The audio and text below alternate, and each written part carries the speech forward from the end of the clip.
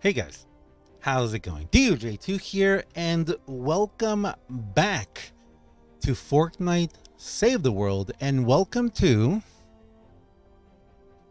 Oh yes, we're bringing them back, guys. We are bringing back the spotlights, both the hero and schematic spotlights, as well as a little something extra I've been working on that I'm really excited to share with you guys.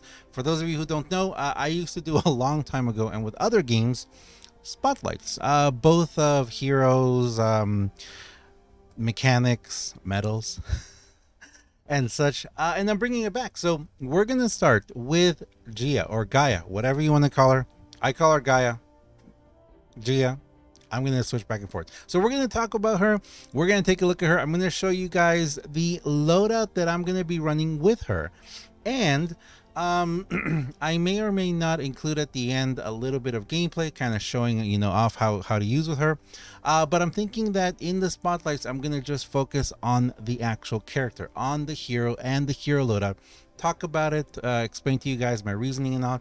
A lot of people have been asking me to do what I used to do, which is in-depth talk about how the mechanics in the game work, how I interpret them, and how I use them. Now, that doesn't mean that I don't want to do more gameplay. Yes, I do want to do gameplay videos, but I might do these like in pairs, where I'll do a spotlight on a hero, on a weapon or something, and then do a separate video just showing it off in multiple different circumstances for the gameplay. So I think that's what we're going to do.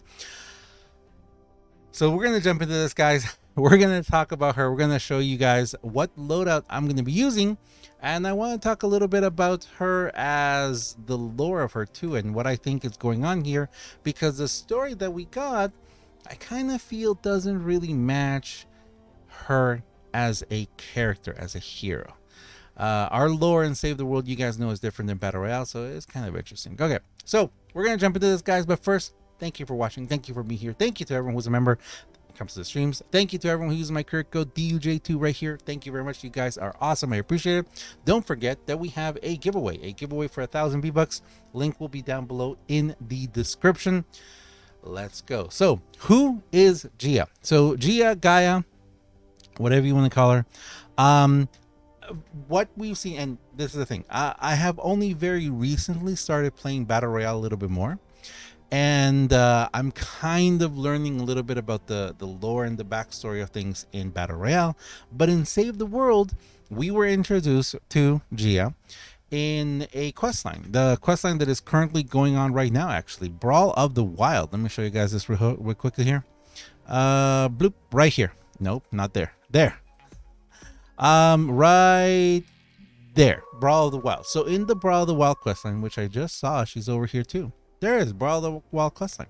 So in the Brawl of the Wild questline, she was introduced as a character who was raised by wolves, literally. And she calls herself a woman, a human.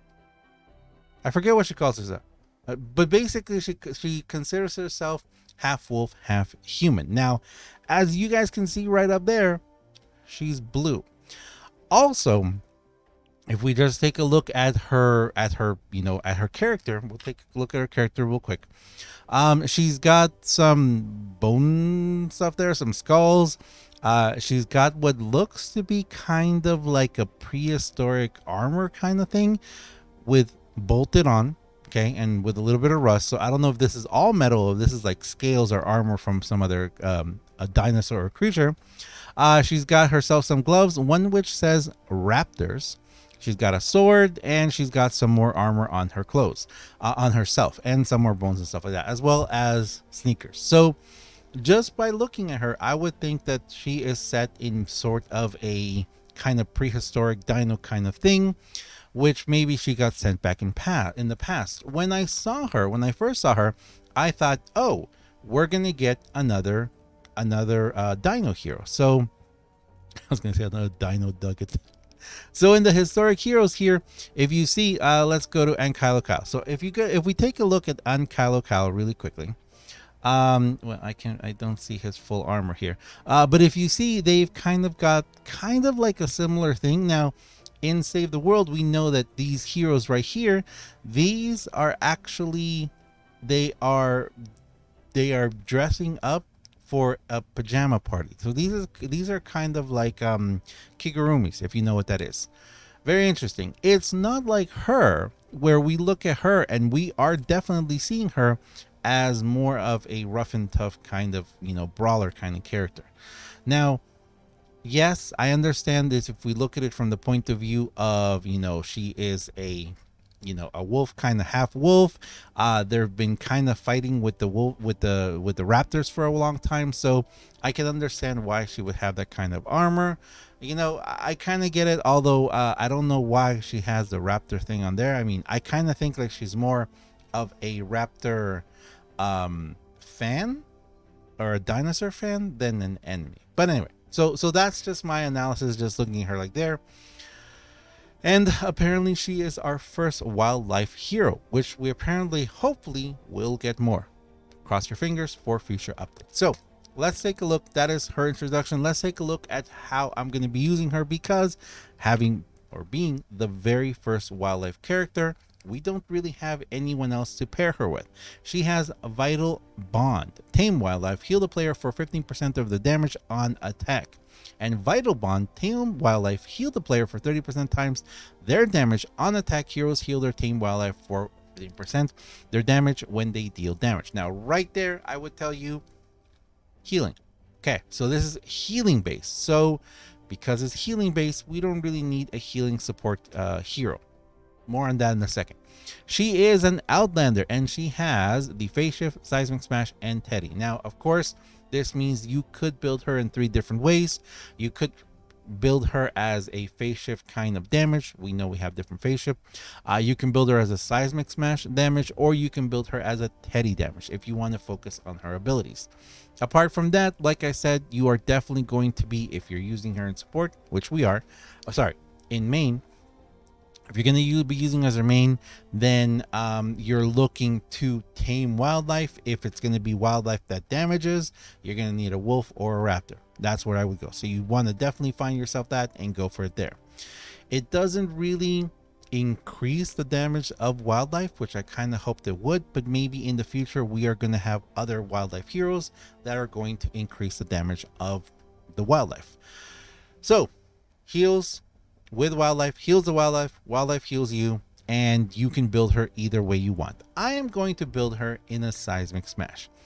Why? Well, Seismic Smash because it's going to be the one, apart from Phase Shift, that is going to refresh or renew the quickest. Teddy, there are several other very powerful Teddy builds.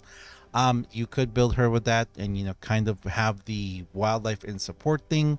I kind of was hoping that she would also be able to tame multiple wildlife. Like, can you imagine if you had the ability to tame like 2 wolves and 2 raptors? That would be really cool. So maybe in the future we will get a wildlife team perk that may allow us to do that. So what are we going to do with her? Well, first of all, let's go ahead and level her up. I'm going to take her all the way to level 50. We're going to evolve her. Boom. Oh, we're actually going to go to take a look at her different form as well, which again, that also makes me wonder what's going on there, and maybe you guys can help me. Let me know what her form or what her backstory is in Battle Royale. I'd be very curious about that. So if we go over here and we take a look at her edit style, she has multiple styles. She's got, whoa, okay, that's a very bony style right there. She's got the blue style and the blue bone style. Now, again, I see the blue, and here I'm thinking more, Avatar kind of thing. Is she an alien then? Because she's looking very alien there. She's looking kind of underwater alien, actually. You know what? We're going to stay with this one. I'm going to stay with that. So, very different there. Please let me know. Oh, wow. Okay, that's kind of cool. Please let me know what you guys know about her lore, because I would be very curious how she was presented in Battle Royale. I love this game, and I really do like looking into the lore thing. So how are we going to build her? How am I going to be using her? I'm going to be using her with Happy Holidays because I don't really see any other way. Again, we are making her a Seismic Smash build, which actually, let me take a really quick look here. Yeah, so my Seismic Smash cooldown is going to be at 6.57 seconds. Nice. 4 on the floor. Seismic Smash leaves a pulsing zone with a 0.5 tile radius at the end of its range, which deals 56 base energy damage over 4 seconds and bounces husks inside. You guys know you hit, it goes forward, it goes pop, pop, pop, pop, pop, pop, and it bounces them up. We're going to use the Return to Sender. Now, I normally don't encourage using Return to Sender, because Return to Sender is very much a you kind of only want to use it with Ragnarok when he is in main commander. And why is that? Because Return to Sender, when he is a commander, it returns to its original point, so it goes forward and comes back, damages going forward and damages going back, increases Seismic Smash damage by impact by 125%. Beautiful. But if you use it in a support, it does the going forward and coming back, but it decreases Seismic Smash damage and impact by 25%. So normally I don't really suggest using him as a support. He's more of a main one, but I do want the back and forth as well. Seismic Stun with I love him, Korohomura. Seismic Smash is going to apply a 3.3 second stun and 1.5 impact noise. And Fault Line decreases Seismic Smash cooldown by 27% and Sustained Smash, which is going to decrease Seismic Smash energy cost by 38%, because hopefully we will be using these constantly. Now, we don't have a hero that with kills reduces Seismic Smash. That would be really awesome, but I kind of feel that's where I'm going to go with Adrenaline Rush and the Hover Turret, and that's it. That is going to be my GIA or Gaia setup and loadout. Now, again, I am going to focus her in Seismic Smash. In the future, I could make a more of zipping around the map kind of phase shift, with phase shift damage, or we can make her in a Teddy loadout, if we want to just have Teddy, there. But I kind of feel like, and there are some serious merits to Teddy. Because again, I kind of feel like most Outlanders, especially in this case, because you're going to have some wildlife with you, having a Teddy that's going to back up and support, your wildlife would be really beneficial. But, and this is the only thing, Teddies are kind of boring in the sense where you just drop a Teddy and the Teddy does everything for you. Now, I do have another build coming very soon, another spotlight where I'm going to show you one of my favorite Teddy builds. Probably my favorite. But there you go. Let me know what you guys think. How are you building her? Have you built her differently? What do you think? Like I said, I'm not going to go too far in this video. There may be a little snippet at the end showing her off, but I think I may do a part 2 video where I'm going to show her in action, like a spotlight, like an action spotlight. And this is just a hero loadout spotlight. So let me know what you guys think. As always, I am DUJ2. If you guys enjoy this video, if you enjoy what I do on my channel, please do me a huge favor and have yourself a fantastic day. Thanks a lot for watching, and I will see you guys in the next one. Oh, don't forget to enter the giveaway. Link down below in the description. See ya.